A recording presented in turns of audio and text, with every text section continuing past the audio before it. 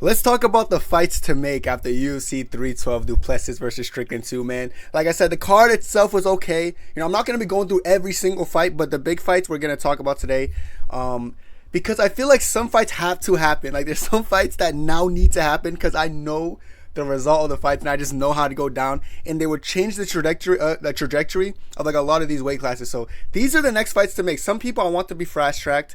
Some people they need a rematch. Some people that they might have beat earlier on going to be different this time around. So let's talk about fights to make after what I just watched yesterday, which was UFC 312. Starting off with Dricus Du Plessis. Now, I'm seeing a lot of people saying mixed things about Dricus. Oh, we should fight Imavov, we should fight Hamza.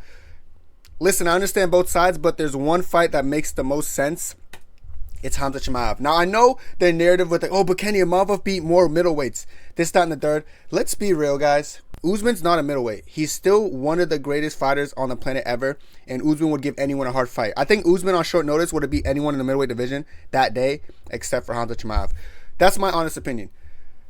And of course, his performance against Whitaker. Now, people think Whitaker's like a pushover or a bum or something. Whitaker is one of the best, if not the best, active middleweight striker and wrestler. He's like really, he's a well-rounded person. So like, I feel like going into that fight, people had the narrative that Whitaker's gonna pull it out the fire. He's gonna make it a hard fight and he's gonna beat Chimaev. Now, once that didn't happen and Hamza made it look so easy, now people are like, oh, but Whitaker's he's kind of washed. No, don't you can't just switch up. We know how good Whitaker was. We knew Whitaker came off a dominating performance against Paulo Costa, then knocked out Ikram Aliskerov and was looked at to be the next guy fighting for the title. Then he took the risky fight with Hamza and Hamza ran through him. Like he didn't just beat him, he kind of just ran through him. So that's why I think it warrants him a shot against Du Plessis. Now, Imavov, great performance against Adesanya. And before that, great performance against Brendan Allen, I guess. Like, he looked a little bit sloppy there. But honestly speaking, I feel like the more competitive fight and the fight that's just more appealing to everyone else, it should be this fight. Like, I'm not trying to discredit Imavov. I honestly think Imavov should take the road with Kyle Brahalo and see how that fight plays out, and then we could find the winner. The winner could fight the winner of this. This is my opinion. That's my take on like that entire matchup. But how does this matchup go? First and foremost, if you asked me this 2 months ago, I would have said Hamza runs through him. I would have said without even thinking twice, Hamza's gonna run through him. Hamza's gonna melt him. Hamza's gonna destroy him, and DDP's gonna get melted and embarrassed. But the more I see DDP, the more he improves and the more he like shocks me. Honestly, I knew he was going to be Strickland, but I thought he was going to be Strickland mixing in wrestling or grappling or doing more stuff. But he said Strickland, he said Strickland's like, let's do the man dance. Let's only strike. No ball sniffing, no cross sniffing. He didn't do that, and he beat the shit out of you. He beat you at your own game. He broke your nose, Strickland. You got embarrassed. And it showed me that Du Plessis, like, he does improve, and it showed me that he made adjustments. Like I said, in rematches, Strickland's going to come in with the same fight style, but Dricus is going to make adjustments. Those adjustments is what led him to 50-45ing him. Exiting with body kicks, head kicks, question mark kicks, mixing it up, knowing when to blitz, knowing when to switch levels, because he did score a takedown. One takedown. I think he went 1 for 1. He scored that beautiful takedown, broke his nose. This guy knows how to adjust, and he knows how to improve his skill every single fight. Now, Hamza Chimaev, last performance, ran through Whitaker. With Hamza, it's weird, because like I said, Hamza's a generational talent, so it's almost like we don't quite understand how like his limit yet, because like it's almost like every fight, yes, he had the Burns fight and the Usman fight, but for the most part, every fight it's like, how good is this guy? And I really think he's really good. Like, I think he's abnormally good. I'll be real, there's a world where Hamza goes in and kind of melts DDP in one round, like submits him like a real bad man. But and this is a big but, that might be Hamza's only hope. If Hamza pulls like a Usman situation where like he goes and mauls DDP, and like he expects DDP to break or something, and then the second round starts, DDP is gonna use his strength, and he's gonna brute strength his way out the takedowns after the first round. The first round, I do think Hamza's stronger. Let me just say that. That might be a hot take. They're both strong. Both fought at 170 in their life. But I do think the stronger one physically is Hamza. But I do think the stronger one over like the course of 25 minutes is going to be DDP. I'm saying that to say, like, I feel like Hamza's going to be strong, but when he fatigues and both guys are a little bit tired, the stronger guy is going to be DDP, which will help him probably defend a lot of takedowns. DDP does go to like BJJ tournaments. He's actually a pretty good grappler as well. I feel like people don't really understand that too. He just looks awkward when he does everything. So, like I said, Hamza's only hope would be I think an early stoppage. And I will say Khamzat's endurance is not bad. I'm going to say that. Khamzat has really good endurance and he doesn't tire. It looks like he's tiring because he just goes crazy in the first round more than anyone we ever see. And then he kind of slows down, but he's not slowing down and like giving up. Like what we see with Saeed Nurmagomedov and all these, like some of these other Dagestani Russians who kind of like give up. Even Usman Nurmagomedov, horrible body language. You'll never see that from Khamzat, or we haven't seen that yet. To be fair, we've only seen him in 3 rounders so far. We've only seen him go the distance in 3-rounder fights. The Whitaker fight was scheduled for 5, but it just didn't go there. You know what I'm saying? It just didn't get to go there. So as far as 3 rounds, 15 minutes are concerned, this guy has good endurance. Now, we know what Dricus du Plessis, as far as 25 minutes is concerned, he has crazy endurance. And he throws everything to kill. It's going to be weird, man. It's going to be a weird one if it turns into the Usman situation when Usman was kind of like ducking down, landing on Khamzat. And Khamzat was eating the shots, but he was losing the striking to Usman, who was kind of just throwing sloppy punches. So if he gets into that low, because I noticed with Khamzat, like when fights gets rough and tough, like with the Burns and Usman, he's okay with sitting in the pocket and kind of like ego challenging you. He can't do that against Dricus. If he does that, I'm telling you, he's getting slept by Dricus. Because I feel like if he wants to go in there like, oh yeah, like let me try to get it. That's how he got dropped by Burns, and that's how he got caught by Usman. You know, so he can't do that. And I think he's going to do that. Like, it sounds crazy, but his ego's going to make him do that. I feel like if he's getting his takedown stuffed and they're like trading, sit in the pocket, he's going to have the ego like, I could break you, I could break you. But if you have that mentality with Dricus du Plessis, you're not breaking this guy. This guy, real African blood, you know. This guy's crazy, bro. He's like, his mindset's a little bit different. So, honestly, who wins is like, it's a coin toss for me. Like I said, usually when I make picks, I do it intelligently.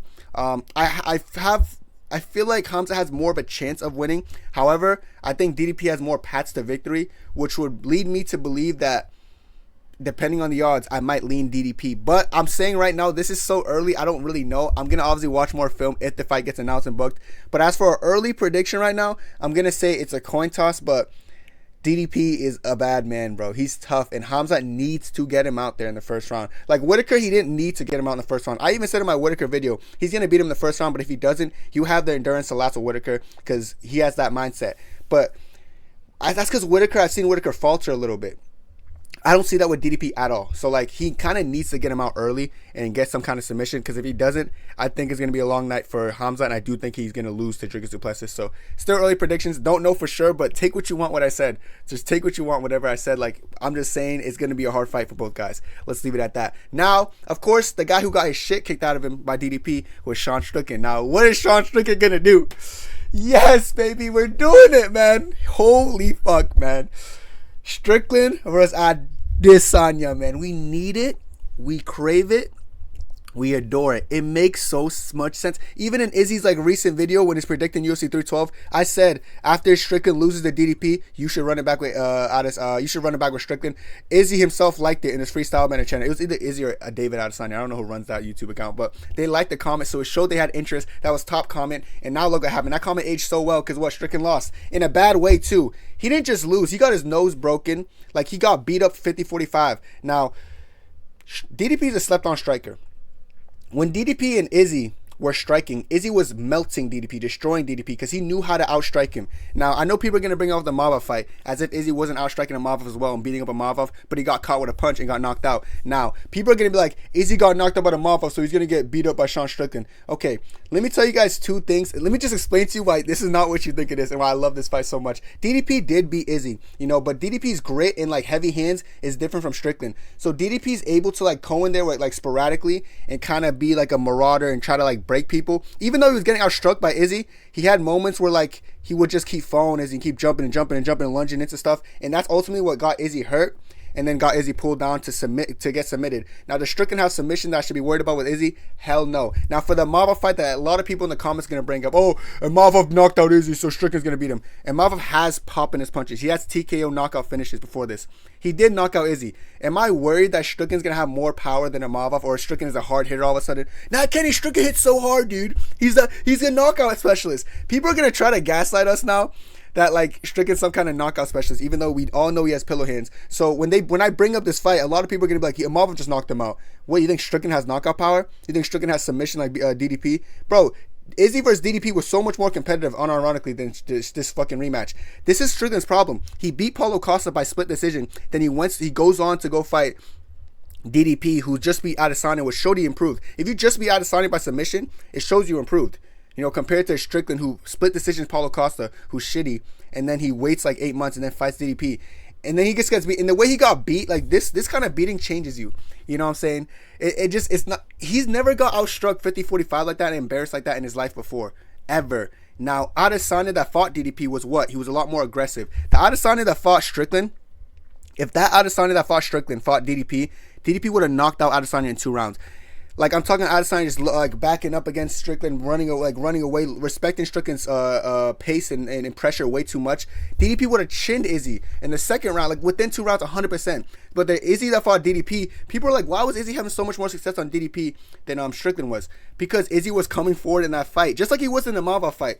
This like contender Izzy is a lot more aggressive. Like, he comes forward. Even in Alex Pereira, the second fight, he was like bringing it to Pereira, bringing it. When he's angry like that and like he's on the front foot, that's when he looks the best. Yes, it ended up getting him caught against a Mavov, but I'm okay if he gets caught with a 1-2 with Strickland. Strickland even caught him with his best 1-2 ever when Izzy was in the motion of throwing. So not only did Izzy get caught, he got caught in the process of throwing and got caught with a straight punch and still ate it. And while Strickland was even hammering him against the fence, he looked at my guard and was like, yo, I'm good. This guy can't hit hard. You know, I'm not worried about Izzy getting chinned. I'm not worried about Izzy getting submitted. It's going to be a primary striking match. And if Izzy comes in like aggressive Izzy, this is the best comeback fight for him ever, and he could retire into the sunset after this. I don't care, bro.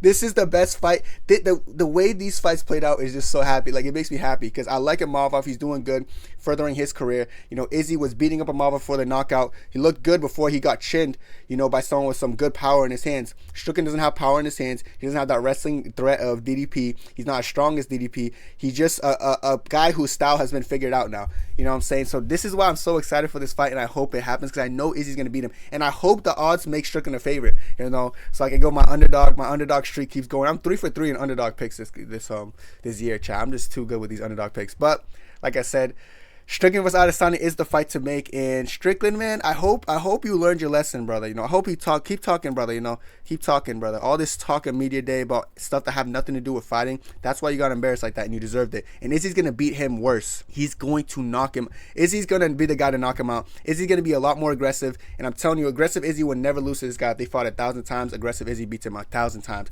guaranteed. If Izzy just fucking backs up again, now of course he's gonna lose. But Izzy knows how to be Strickland now. He's been in there with him, and like I said, what's gonna happen in this fight? Izzy's been in there with Strickland. He's going to adjust and he's gonna make changes because that's what Izzy does. That's what greats do. That's why Izzy has never lost a rematch in his entire life. Do your research, bro. Never in his entire life has he lost a rematch in the UFC, at least. You know, Whitaker rematch he won.